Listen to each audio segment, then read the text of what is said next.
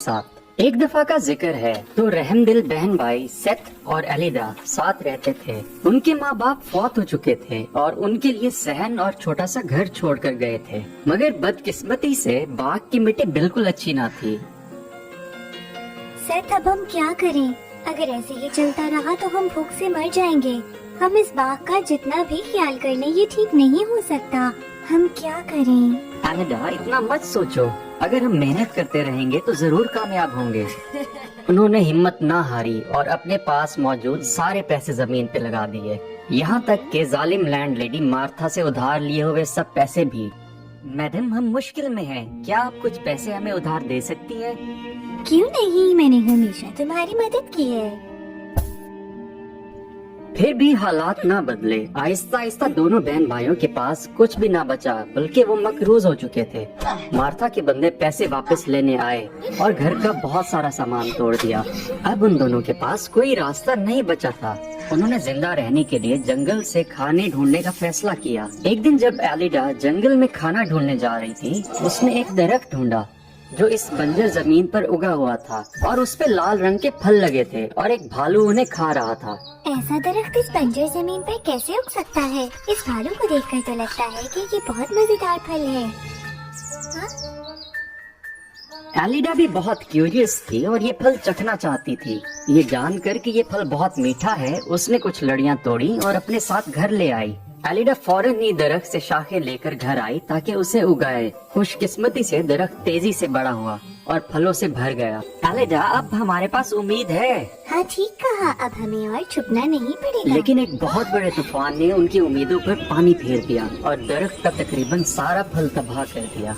Seth और Aleida ने मायूसी से एक दूसरे को देखा और बचा हुआ फल जमा करने लगे, इस उम्मीद में कि शायद इसको बेचकर कुछ पैसे मिल जाएंगे।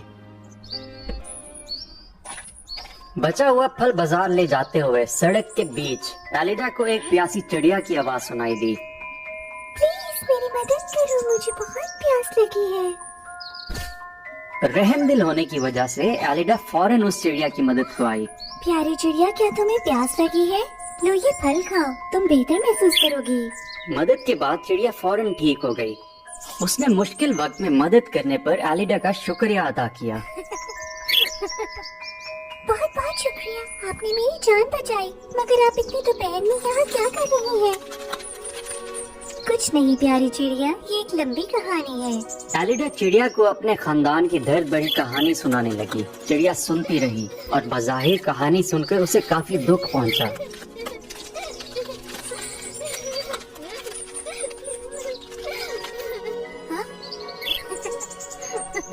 मेरे मुहसिन, तुम दर्द के काबिल हो, लेकिन परेशान मत हो। मैं इस मुश्किल से निकलने में तुम्हारी मदद करूंगी। क्या वाकई? क्या तुम मजाक तो नहीं कर रही?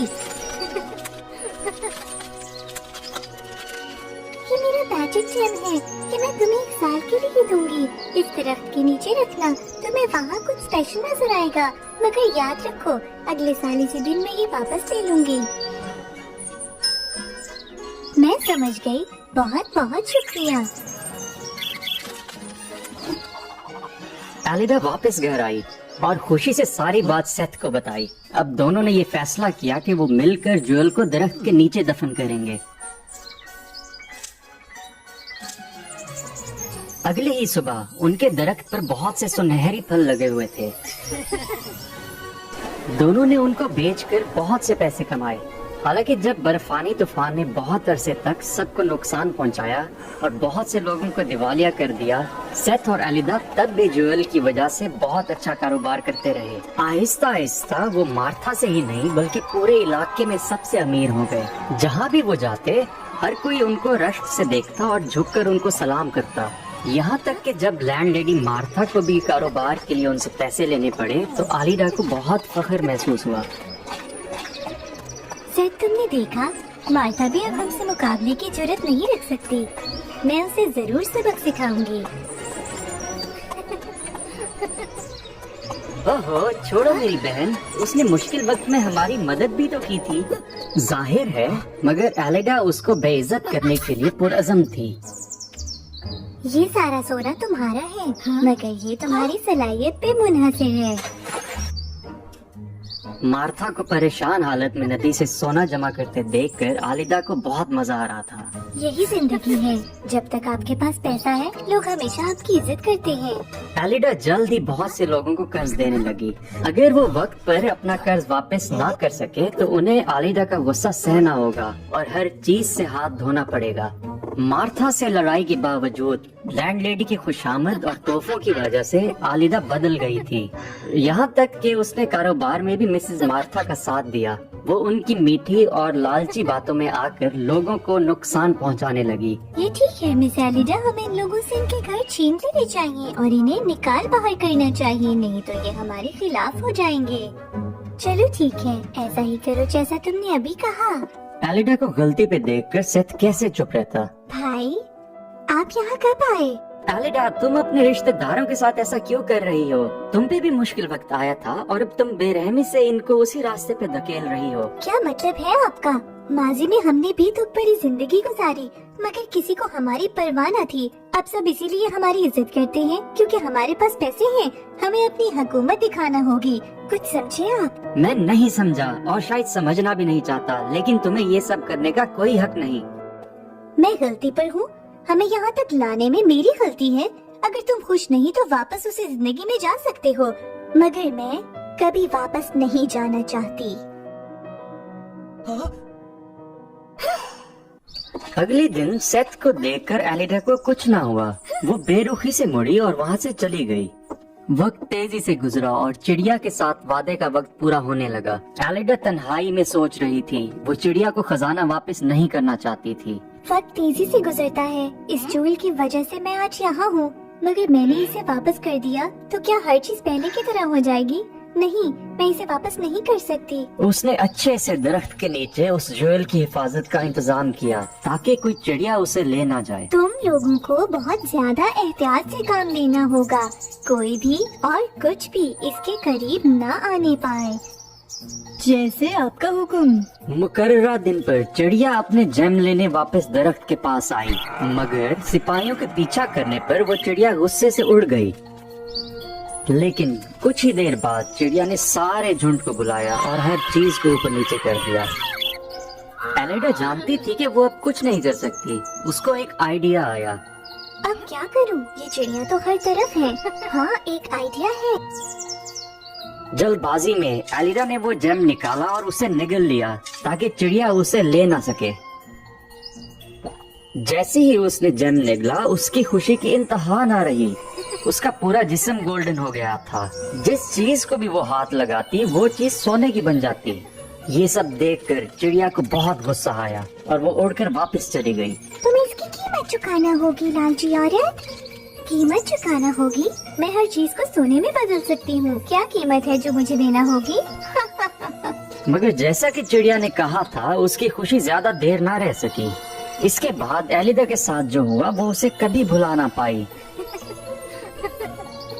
वो जिस खाने को भी हाथ लगाती वो सोना बन जाता, जिसकी वजह से उसका खाना पीना मुश्किल हो गया। अगर वो जानवरों को हाथ लगाती तो वो भी सोने के बन जाते। मगर इतना सोना चांदी होने के बावजूद और इसकी तवक्का के बिल्कुल मुख्तलिफ लोग इससे दूर होते गए। मैंने सुना है एलिडा जिस चीज को हाथ लगाए वो सोना बन जाती है। हाँ, ये सच है। उसके करीब मत जाना, तुम भी सोना बन जाओगी। इससे भी बुरा ये हुआ कि क्रिसमस के दिन एलिडा बहुत बीमार पड़ गई, मगर उसका ख्याल रखने वाला कोई न था। हाँ? कोई है जो मेरी मदद करे। मुझसे अब और बर्दाश्त नहीं होता। तुम्हारी मदद? तुम्हारे ख्वाबों में कोई तुम्हारे करीब नहीं आना चाहता। वहीं पड़ी रहो और अपनी मौत का इंतजार करो। माफ कीजिएगा मालकिन, हम भी नहीं रुक सकते। मेरे घर वाले मेरे मुंतजिर हैं। मार्था, तुम क्या हुआ? अब तुम बस एक मरता हुआ इंसान हो, मुझसे बात करने के लायक नहीं। चलो चले। भूख से निढाल, उदास और इतने बड़े कमरे में तन्हा एलिडा ने पुराने क्रिसमस कार्ड को देखा जो बहुत पहले उसके भाई ने उसे दिया था। उसे याद आया कि मुश्किलात के बावजूद वो दोनों एक साथ कितने खुश थे। वो अपने भाई से मिलना चाहती थी। वो अपनी सारी दौलत देने को तैयार थी। मुझे सेठ से मिलने जाना होगा। इस सोच के आते ही एलिडा बिस्तर से निकली और सेथ को ढूंढने निकली। बहुत सी मुश्किलात के बाद वो अपने पुराने घर पहुंच ही गई। एलिडा को अपना भाई एक पुराने से घर में मिला, मगर घर में सब लोग खुश थे। सब क्रिसमस मनाने में इकट्ठे थे। पता चला कि गुर्बत के बावजूद अपने अच्छे इखलाक की वजह से हर कोई सेथ से प्यार करता था। मेरे बरक्स इतना सोना होने के बावजूद कोई भी मेरे साथ नहीं रहना चाहता। वो जल्दी से घर में दाखिल हुई, लेकिन उसके पुराने रवैयों की वजह से गांव वालों ने इसको देखते ही भागना चाहा। एलिडा, तुमने हमारी जमीनें चुराई थी, तुम्हारी हिम्मत कैसी वापस आने की? हाँ ठीक कहा इसने, चली जाओ यहाँ से फौरन इसी वक्त। एलिडा को बहुत पछतावा महसूस हुआ। वो नहीं जानती थी अब क्या करे। घुटनों के बल गिरकर उसने उन सब से माफी मांगी। खुदारा, आप सब मेरी माफी कबूल कीजिए हर चीज के लिए, और आज के बाद मैं कभी वैसा करने की जुर्रत भी नहीं करूँगी। सेथ, मुझे माफ कर दो। सेथ जानता था कि उसकी बहन अब पछता रही थी। वो उसके साथ जमीन पर बैठ गया और सबसे इल्तिजा की कि वो उसे माफ कर दें। प्लीज इसे माफ कर दें, ये अभी छोटी है, मैं वादा करता हूँ ये बदल जाएगी।